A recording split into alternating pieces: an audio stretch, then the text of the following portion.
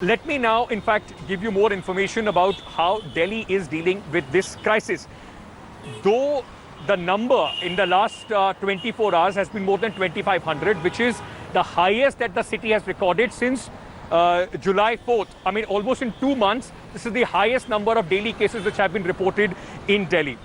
This is also partly because yesterday, in fact, 28,835 tests were conducted, and this is a record number of tests which have been conducted in the national capital so far. These numbers now are translated.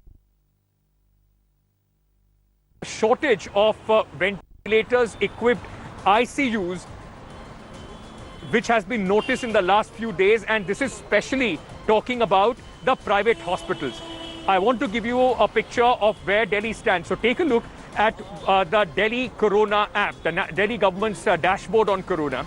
Total number of beds in Delhi, and we are talking about 3rd September 2020. Total number of cases in Delhi, beds available in Delhi for coronavirus are 14,149, out of which only 4,562 beds are occupied.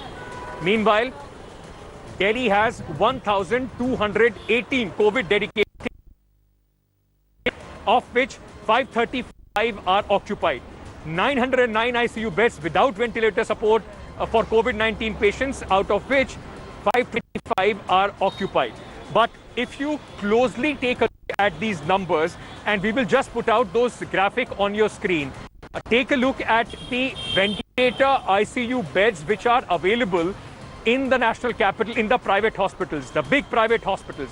Max Saket, 0. Gangaram Hospital, 10 out of its 32. Apollo Hospital, 0. Max Patparganj, 0. Women's